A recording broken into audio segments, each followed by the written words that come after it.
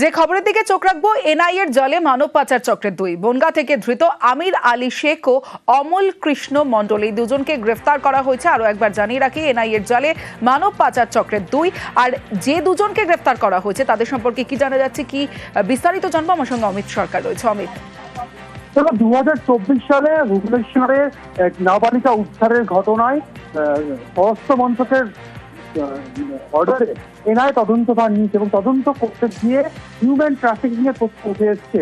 এই নাবালিকাকে বাংলাদেশ থেকে পাচার করে প্রথমে বনগাঁ এলাকায় রাখা এবং তারপরে সেখান থেকে ভুবনেশ্বরে বিক্রি করে দেওয়া, এই তথ্য উঠে আসে। এরপরেই শুরু হয় অভিযুক্তদের খোঁজ। সেই অভিযুক্তদের খোঁজ চালাতে গিয়ে গতকাল দিনভর রাজ্য পুলিশের এসটিএফকে নিয়ে এনআইএ আধিকারিকরা যারা উড়িষ্যা থেকে এসেছেন তারা অভিযান চালায় এবং অমল কৃষ্ণ মণ্ডল এবং আমির আলী শেখ নামে দুজনকে গ্রেপ্তার করা হয়েছে, যারা এই হিউম্যান ট্রাফিকিং বা মানব পাচার চক্রের সঙ্গে যুক্ত।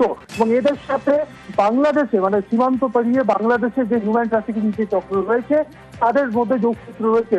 বাংলাদেশ থেকে নাবালিকা বা বালিকা বা যুবতীদের অবৈধভাবে সীমান্ত পার করিয়ে দেওয়া হতো এবং এখানে আনার পর অমল কৃষ্ণ তাদের শেল্টার বা অমল কৃষ্ণের তত্ত্বাবধানে রাখা হতো, তারপরে তাদেরকে বিভিন্ন জায়গাতে বিক্রি করে দেওয়া হতো, এই তথ্য উঠে আসছে। এবং অমল কৃষ্ণ এবং আমিরের সঙ্গে বাংলাদেশে যে পাচারকারী তাদের আর্থিক লেনদেনের তথ্য সামনে এসছে।